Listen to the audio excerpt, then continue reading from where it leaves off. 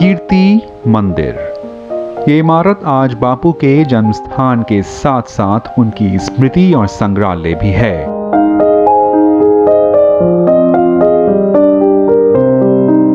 तकरीबन 200 साल पहले यहाँ सिर्फ एक हवेली हुआ करती थी, जिसे बापू के परदादा हरजीवन रायदास गांधी ने खरीदा था।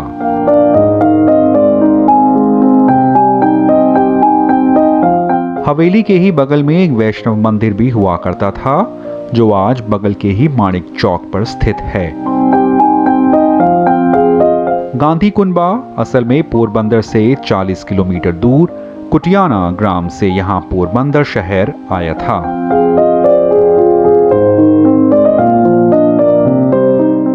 और ठीक यहाँ हवेली के निचले तल के इस कमरे में बापू का जन्म हुआ।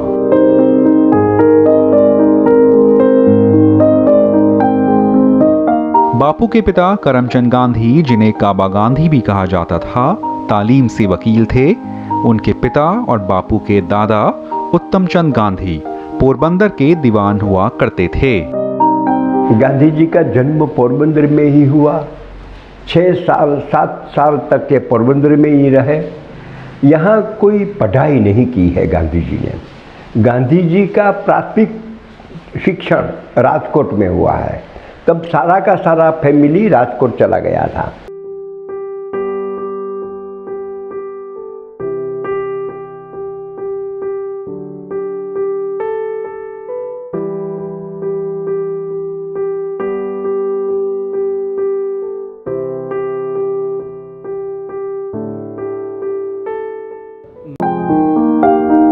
दूसरी तरफ मोहनदास का पारिवारिक माहौल कहें या सुचेतना, बचपन से ही उन्होंने जीवन में सफाई को प्राथमिकता देना शुरू कर दिया और सफाई की ये सुचेतना उनके साथ साथ चलती रही।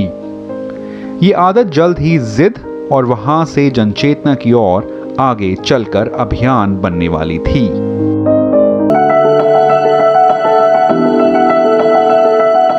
कस्तूरबा भले ही गृह शिक्षित थीं, लेकिन मोहनदास के साथ रहते रहते खुद के साथ साथ उनके व्यक्तित्व को भी प्रभावित करती रहीं। सर्वधर्म संभव, ये फिलॉसफी जिस पर बापू जिंदगी भर चलते रहे, इसका शुरुआती ज्ञान उन्हें अपनी माता पुतलीबाई से मिला और बाद में उनकी पत्नी कस्तूरबा से भी उन्हें काफ़ी इस बारे में ज्ञान मिला। पूरा जीवन उन्होंने आराधना की, सत्य की। उनकी जो यात्रा है वो गॉड इज़ ट्रूथ से लेकर ट्रूथ इज़ गॉड तक रही। एकदम श्रद्धालु परिवार, प्रणामी संप्रदाय उनके परिवार जो वो तो उनका डेडिकेशन वहाँ पर था।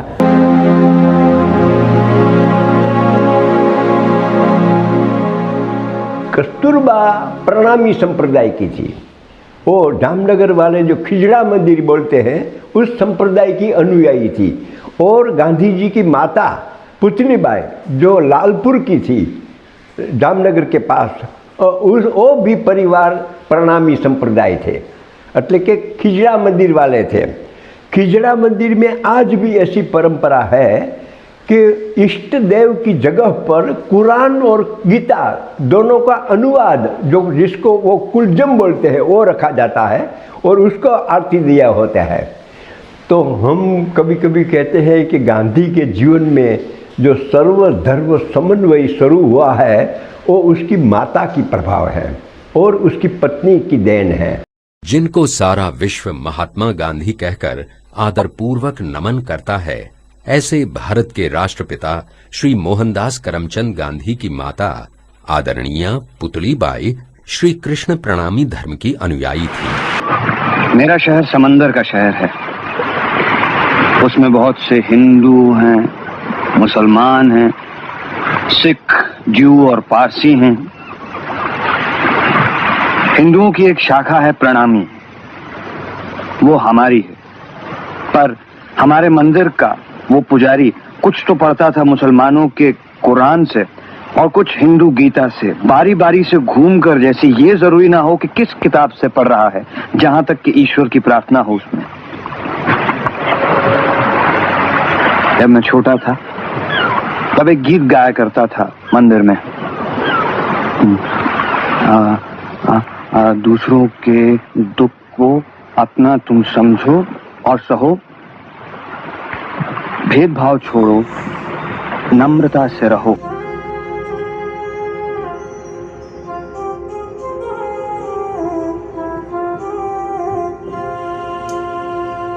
कोई देत कसाला तुमको, तुम भला चाहियो तिन्न,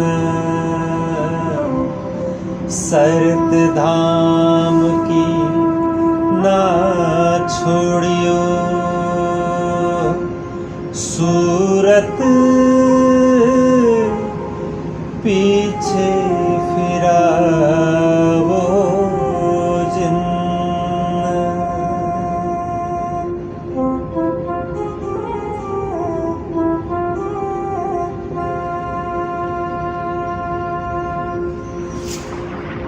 सब बच्चों की तरह बस गाता ही था, ना तो उसके अर्थ का पता था और ना ये कि प्रभाव क्या पड़ेगा। आज इतने दिनों बाद उसे कुछ थोड़ा सा समझा है। अब